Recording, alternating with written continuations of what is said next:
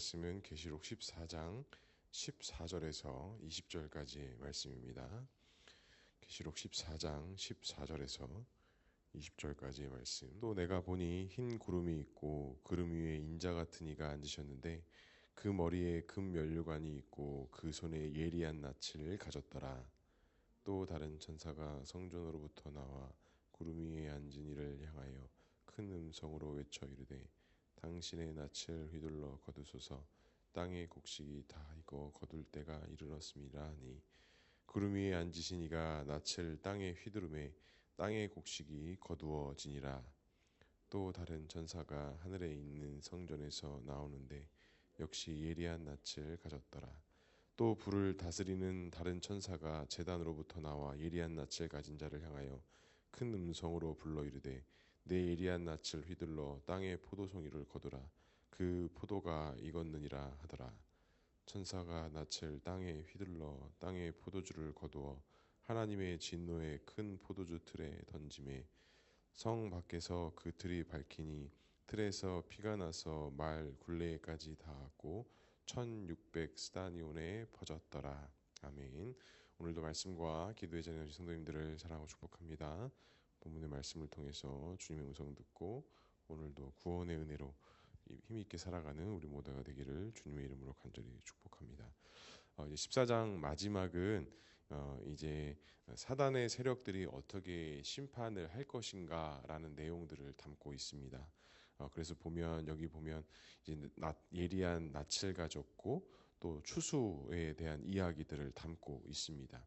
오늘 14절에 보니까 이렇게 말씀합니다. 또 내가 보니 흰 구름이 있고 구름 위에 인자 같은 이가 앉으셨는데 라고 말씀합니다. 구름 위에 사람 같은 아들이 등장하고 또 이와 같은 말씀들의 비유는 다니엘서에 하늘에 구름을 타고 오신 인자 같은 이라는 같은 표현으로 사용이 되어졌습니다. 그리고 계시록에서는 주로 구름 위에 앉으신 인자와 같은 분이라고 표현하면서 하나님과 예수님을 나타낼 때 이와 같은 표현들을 나타냅니다. 그가 금 면류관을 쓰셨습니다. 이것은 바로 승리의 관이라는 것이죠. 그리고 인류를 심판하시기 위해서 오시는 이의 손에 예리한 낯을 가졌다라고 요한이 그 환상 본 것을 이야기합니다. 그런데 이 낯이라는 것은 이 추수와 관련이 있죠. 이 낯을 통해서 익은 곡식들을 베기도 하고 거두는 추수의 개념인데 오늘 요한이 또 하나님께서 보여주신 환상이 그 하나님의 심판의 때를 이 추수와 관련돼서 비유하시면서 말씀하십니다. 그런데 이 추수에는 두 가지 의미가 있어요. 하나는 구원을 상징하는 추수가 있다면 또 한 가지는 심판을 상징하는 추수가 있습니다. 그런데 오늘의 본문은 구원을 위한 추수라기보다는 하나님의 심판의 모습에 가까운 이 추수의 장면들이 담겨져 있습니다. 그래서 요엘서 3장에도 보면 이렇게 말씀해요. 너희는 낯을 쓰라 곡식이 이곳도다 와서 밟을지어다 포도주 틀이 가득 차고 포도주 독이 넘치니 그들의 악이 크미로다 라는 말씀을 보게 되면 이 낯을 사용하여서 추수하고 그것을 포도주 틀 후반부에도 말씀에 나누지만 요엘서에 기록된 것은 구원을 위한 추수라기보다는 그 악인의 세상에 대한 심판의 개념으로 담겨져 있다라는 것이죠. 그래서 그 금면류관을 가지시니까 예리한 낯으로 추수하고 그 심판을 거두신다라는 것이죠. 그런데 이 사단이 마지막 때에 이 심판하시고 또 그 악한 세력들이 나타났을 때에 우리가 또 중요하게 여겨야 될 것은 오늘 이 본문을 가지고 이 하나님의 때를 마치 천사가 예측하는 것처럼 그렇게 또 세대주의 종말론자들이 또 이단 사상들이 그렇게 말하고 가르치는 경향들이 있어요. 그런데 구원의 때는 누구만 알고 계십니까? 오직 하나님께만 있다라는 거예요. 여기서 보면 그 천사가 성전으로부터 나와서 구름에 앉으신 이에 큰 음성으로 외쳐 이르되 당신의 안에서 휘투를 거두소서 당신의 곡식이 다 익어 거둘 때가 이르렀습니다 라고 이렇게 말씀했다라는 것을 왜곡되고 해석해서 하나님의 때가 가까웠다, 그때가 가까웠다, 이때다 말하는 그런 잘못된 흐름들이 있었다라는 것이죠. 하지만 그 구원의 때는 오직 하나님께만 있다라는 것입니다. 예수님께서도 그 비유에 드셨어요. 가라지가 그 알곡과 함께 있을 때 어떻게 하면 됩니까? 라고 했을 때 예수님께서 그 가라지를 걷어가시라고 하셨나요? 그렇지 않았습니다. 그냥 가만히 내버려 두라고 하셨고 하나님 때에 먼저 걷어갈 것이다 라고 이렇게 말씀하셨어요.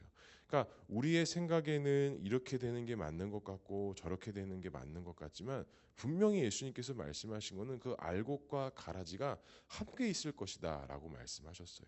그리고 그 알곡과 가라지를 추수하는 것은 오직 하나님 때에 하나님의 방법으로 하신다라고 분명히 말씀하셨습니다. 근데 유대인들은 어땠어요? 율법을 가진 자와 가지지 못한 자들을 분명히 나누고 또 세대주의자들이나 또 영지주의자들도 마찬가지였어요. 이런 어떤 구분짓는 명확한 선들을 자신의 어떤 잣대와 자신의 기준으로 나누기 시작했다라는 것이죠.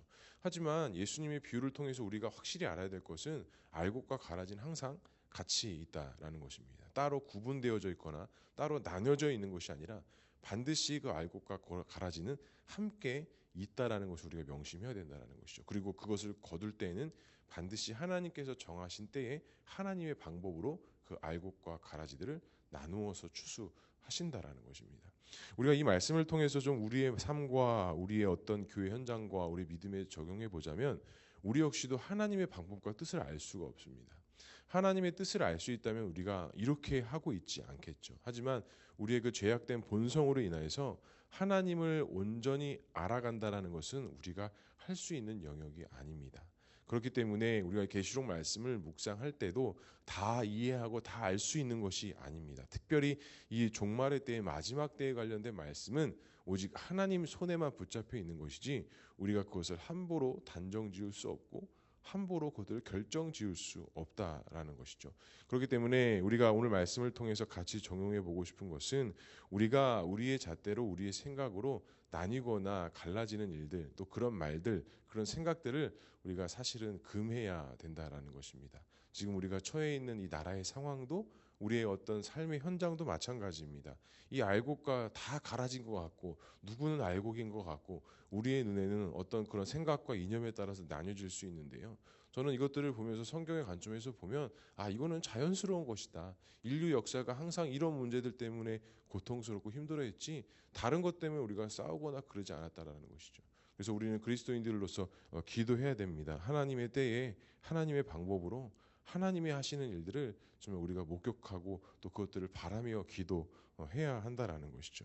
간절히 바랍니다. 우리가 하나님 앞에서 온전한 믿음으로 살아갈 때 하나님의 은혜가 있다는 것을 꼭 기억하시고 또 하나님의 심판할 때 우리는 그 예수 그리스도의 보혈의 은혜로 말미암아 하나님께 나아갈 수 있다는 사실을 믿음으로 고백할 수 있는 저와 우리 모두가 될 수 있기를 주님의 이름으로 간절히 축복합니다. 또 마지막 부분에서 또 다른 천사가 등장을 합니다.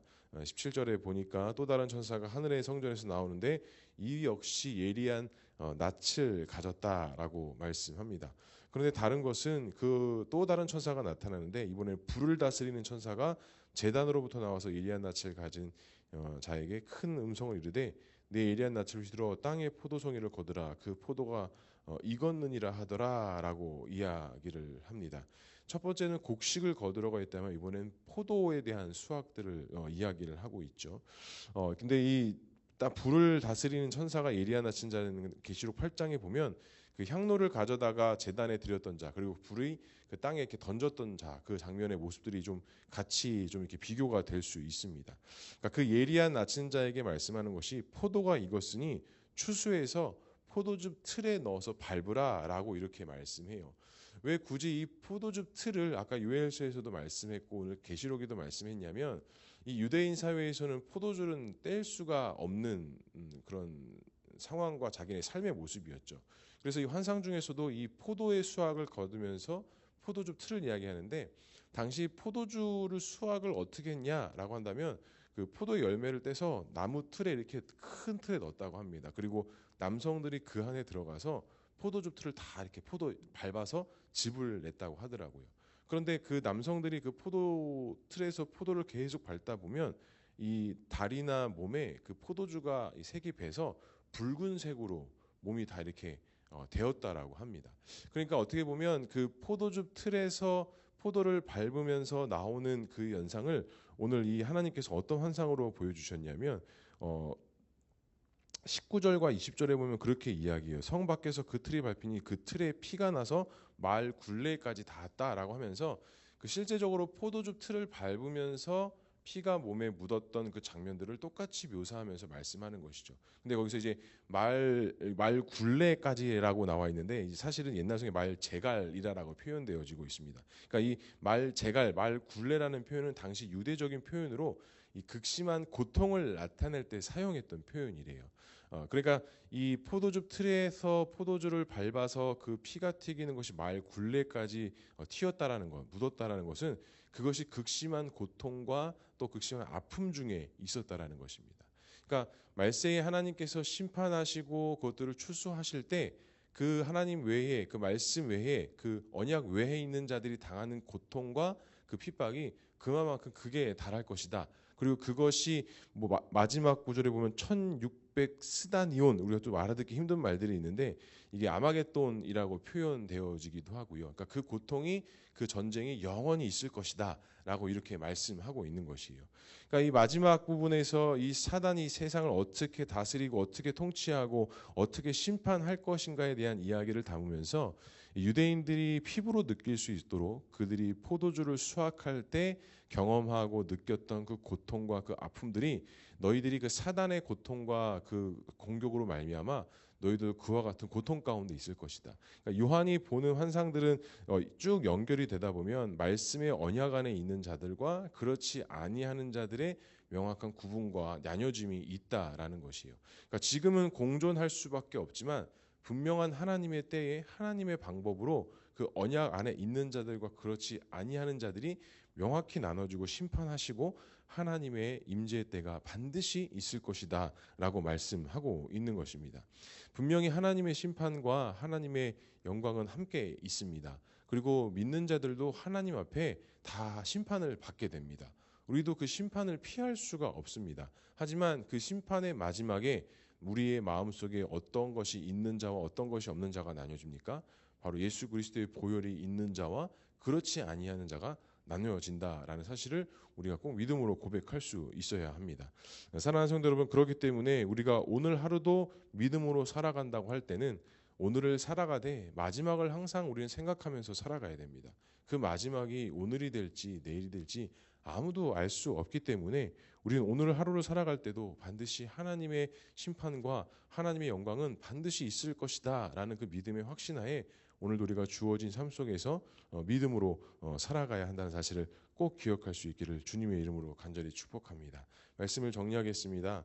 14장의 말씀들을 같이 쭉 나누면서 긍정적이 되는 모습들도 있었고 또 마지막에는 사단의 이 세상을 심판하는 모습도 같이 이렇게 환상 중에 본 것들을 말씀을 나누었습니다. 우리가 사는 세상이 어찌 보면 지금 이런 세상이지 않을까 생각합니다.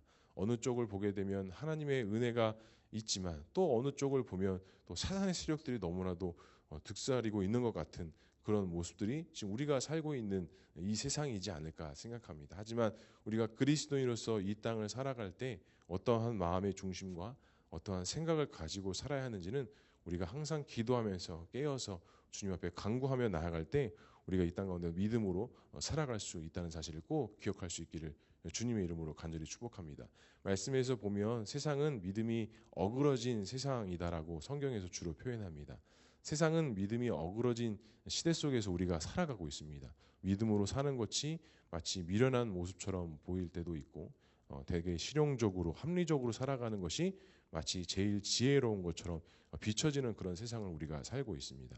하지만 성경에서 믿음은 미련한 것이라고 했고 그 믿음은 때로는 바보처럼 길을 걸어가는 것이다라고 성경에서 다 표현되어져 있습니다. 사랑하는 성도 여러분, 오늘 하루도 그 믿음으로 살아가는 것이 세상 사람들의 눈에 보기에는 어리석고 미련한 것처럼 보일 수 있으나 그것이 하나님 앞에 기쁨이 되고 소망이 된다라는 믿음의 확신 가운데 오늘 하루도 믿음으로 살아갈 수 있는 저와 우리 모두가 될 수 있기를 주님의 이름으로 간절히 축복합니다. 기도하겠습니다. 사랑과 은혜가 충만하신 하나님 아버지, 오늘도 주님의 말씀을 통해서 하나님의 때에 하나님의 심판과 하나님의 다스리심과 하나님의 영광이 있다라는 것을 말씀을 보게 하셨습니다. 하나님, 우리가 이 땅에서 살아갈 때에 하나님 나라를 소망하며 믿으며 나아가지만 그와 같은 믿음과 소망이 이 세상에 살아가는 것이 참 어렵게만 느껴질 때가 많이 있음을 보게 됩니다. 하나님, 하지만 그 하나님의 영광의 때는 반드시 하나님의 뜻대로 이루어진다는 사실을 믿음으로 바라보게 하셔서 우리가 이 땅에서 살아갈 때에 믿음으로만 살아가게 하시고 하나님 나라에 대한 확신과 믿음의 견고함을 통해 이 세상에서 승리하는 삶, 하나님 나라를 확신하는 삶을 살아갈 수 있는 우리 모두의 삶이 될 수 있도록 주님 인도하여 주시옵소서. 그래서 우리가 걸어가는 모든 길이 하나님께 보시기에 영광이 되는 길이 되게 하시고 하나님의 기쁨이 되는 길이 되게 하시고 오늘 하루도 승리하며 오늘 하루도 하나님의 영광을 나타내며 예수 그리스도 이름을 나타내는 귀한 믿음의 삶 살아갈 수 있도록 주님 인도하여 주시옵소서. 오늘 하루도 우리에게 주어주신 기도 제목과 소망되어 주시는 것들 가운데 믿음으로 기도하게 하시고 또 가지고 온 기도 제목을 통해 살아 역사하신 하나님을 경험하게 하시고 응답되어지는 놀라운 역사를 경험하며 나가는 귀한 기도의 제목과 기도 시간 될 수 있도록 주님 인도하여 주시옵소서. 하나님 특별히 내일 우리 보누리교회 설립 예배가 있습니다. 설립 예배 드려지는 모든 과정 속에 하나님 함께해 주시고 어려운 일 당하지 않게 하시고 불편한 일 없게 하셔서 정말 내일 설립 예배가 정말 하나님 앞에 먼저 영광이 되게 하시고 우리 모두에게 기쁨이 되며 소망이 되며 하나님의 큰 놀라운 축복과 은혜가 있는 귀한 설립 예배가 될 수 있도록 주님 인도하여 주시옵소서. 하나님께서 함께 하실 것을 믿사오며 이 모든 말씀 예수 그리스도의 이름으로 기도합니다.